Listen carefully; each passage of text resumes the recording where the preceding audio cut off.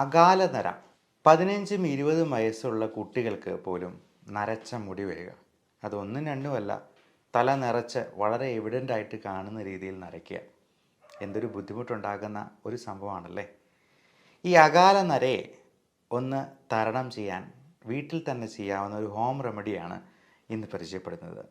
നമസ്കാരം, ഞാൻ doctor Bipin Jose, Pulma medical centre, Pala, Kanjirappally and Sultan Bathery. ഈ അകാലനരയ്ക്ക് പല കാരണങ്ങളുണ്ടാകും. അതെല്ലാം ആദ്യമേ നമ്മൾ റൂൾ ഔട്ട് ചെയ്യേണ്ടതുണ്ട്.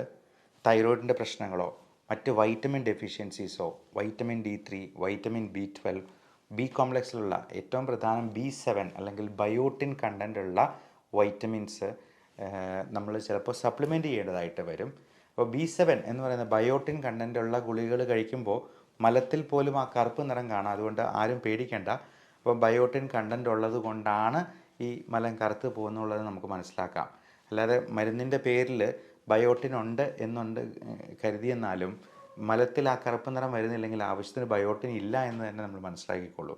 ഒന്നെങ്കിൽ ഇത് ചിലപ്പോൾ ചാത്ത മരുന്നുകളായിരിക്കാം, ആവശ്യത്തിന് ക്വാളിറ്റി ഇല്ല എന്ന് നമുക്ക് മനസ്സിലാക്കാം. അപ്പം നമുക്ക് ചെയ്യാവുന്ന ഈ ഹോം റെമഡിയിൽ നമുക്ക് ചേർക്കേണ്ട പ്രധാനപ്പെട്ട ചേരുവകൾ: ഒന്ന് വെർജിൻ കോക്കനട്ട് ഓയിലാണ്, 2 ഉലുവയാണ്. അപ്പോൾ ഈ ഉലുവയിൽ പലതരത്തിലുള്ള സപ്ലിമെൻറ്റ്സ്, നിക്കോട്ടിനിക് ആസിഡ് പോലുള്ള നിയാസിൻ അല്ലെങ്കിൽ നിക്കോട്ടിനിക് ആസിഡ്, ഇതെല്ലാം ബി കോംപ്ലക്സ് വൈറ്റമിൻസിൽ പെടുന്നതാണ്. ലെസിത്തിൻ എന്ന് പറയുന്ന കമ്പോണൻ്റ് ഉണ്ട്. ഇതെല്ലാം മുടിക്ക് നല്ല സ്ട്രെങ്ത് കിട്ടാനും അഴകുണ്ടാകാനും ആ സിൽക്കി നേച്ചർ മെയിൻറ്റെയിൻ ചെയ്യാനും ഒക്കെ സഹായിക്കാം.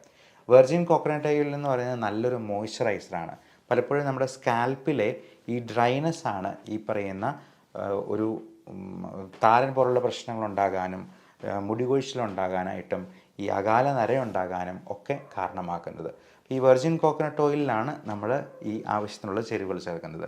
അതിലാദ്യമേ ഉലുവയാണ്. അത് നന്നായിട്ട് പൊടിച്ചതിന് ശേഷം വെർജിൻ കോക്കനട്ടിലൊരു ചെരുവത്തിലെടുക്കുക, അതിലേക്ക് ആഡ് ചെയ്തിട്ട് അത് ചൂടാക്കി നല്ലപോലെ ഇളക്കുക. രണ്ടാമത്തെ പ്രധാനപ്പെട്ട ചേരുവ കരിഞ്ജീരകമാണ്. കരിഞ്ജീരകത്തിൻ്റെ പൊടി, അത് പൊടിച്ചിട്ട് ഇതിൻ്റെ ഉള്ളിൽ തന്നെ ഈ ചേരുവയൊക്കെ ഉള്ളിൽ ചേർത്ത് വീണ്ടും നന്നായിട്ട് ഇളക്കുക.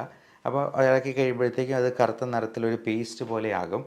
അതിനുശേഷം നമ്മൾ അടുത്ത ആഡ് ചെയ്യേണ്ട സംഗതി മൈലാഞ്ചി പൊടിയാണ്. അത് മൈലാഞ്ചിയുടെ ഇല കൊണ്ട് തന്നെ നമുക്ക് വേണേൽ പൊടിച്ചുണ്ടാക്കാം. അല്ല എന്നുണ്ടെങ്കിൽ മൈലാഞ്ചി പൊടിയായിട്ട്, മെഹന്തി പൊടിയായിട്ട് നമുക്ക് വേണമെങ്കിൽ വിപണിയിൽ നിന്ന് വാങ്ങിക്കാവുന്നതാണ്. ഇതെല്ലാം 1-2 ടീസ്പൂൺ നമുക്ക് ആവശ്യത്തിനുള്ള, ഇപ്പം ടീസ്പൂണിൻ്റെ വലിപ്പം പറയുമ്പോഴത്തേക്കും നമ്മൾ കൂടുതലായിട്ട് വേണമെന്നുണ്ടെങ്കിൽ വെർജിൻ കോക്കനട്ട് ഓയിലും അതിനനുസരിച്ച് തന്നെ എടുക്കുക. 1-2 ടീസ്പൂൺ വീതം ഈ ചേരുവകളും കൂടി ചേർക്കുക.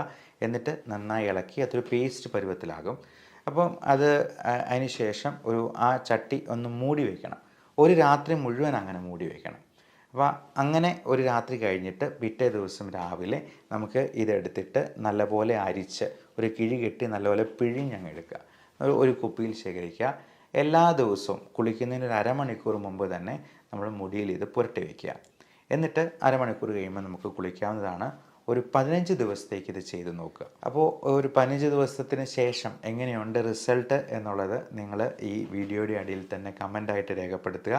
ഇനി ഇതുകൊണ്ടൊന്നും അത് ശരിയായില്ല എന്നുണ്ടെങ്കിൽ നിങ്ങൾ ഡോക്ടറെ സമീപിക്കാനായിട്ട് മടി കാണിക്കരുത്.